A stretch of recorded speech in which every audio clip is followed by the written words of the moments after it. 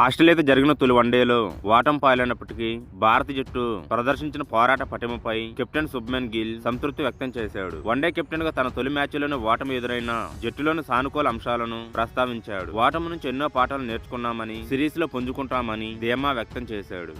వీడియోను చూసే ముందు చిన్న రిక్వెస్ట్ అండి, వీడియోను లైక్ చేసి మీ సపోర్ట్ ని తెలియజేయండి. మొదటిసారి మన ఛానల్ ను చూస్తున్నట్లయితే సబ్స్క్రైబ్ చేసుకుని పక్కనే ఉన్న బెల్ ఐకాన్ ని ఆన్ చేసుకోండి. ఆదివారం పెర్త్లో వర్షం కారణంగా ఈ మ్యాచ్ ని 26 ఓవర్లకు కుదించారు. తొలుత బ్యాటింగ్ చేసిన భారత్ 130 పరుగుల స్వల్ప స్కోర్ కే పరిమితమైంది. అనంతరం లక్ష్య ఛేదనలో Australia captain Mitchell Marsh 46 not out, Josh Philippe 37, Matthew Renshaw 21 not out తో రాణించడంతో 21.1 ఓవర్లలోనే 7 వికెట్ల తేడాతో విజయం సాధించింది. మ్యాచ్ అనంతరం గిల్ మాట్లాడుతూ, పవర్ ప్లేలోనే 3 కీలక వికెట్లు కోల్పోతే మ్యాచ్ లో ఎప్పుడు వెనకబడే ఉంటాం. మా విషయంలో అదే జరిగింది. అయితే 130 పరుగులు తక్కువ స్కోరును కాపాడుకుంటూ మ్యాచ్ ను చివరి వరకు తీసుకెళ్లగలిగాం. మా బౌలర్లు అద్భుతంగా పోరాడారు. ఈ విషయంలో మాకు చాలా సంతృప్తి ఉంది అని వివరించాడు. ఈ ఓటమి నుంచి ఎన్నో విషయాలు నేర్చుకున్నామని, సానుకూల దృక్పథంతో ముందుకు సాగుతామని తెలిపాడు. అలాగే వర్షం పడుతున్న స్టేడియానికి భారీ సంఖ్యలో తరలి వచ్చి మద్దతు తెలిపిన అభిమానులకు గిల్ కృతజ్ఞతలు తెలిపాడు. అడలైడ్ లో జరిగే రెండో వన్డేలో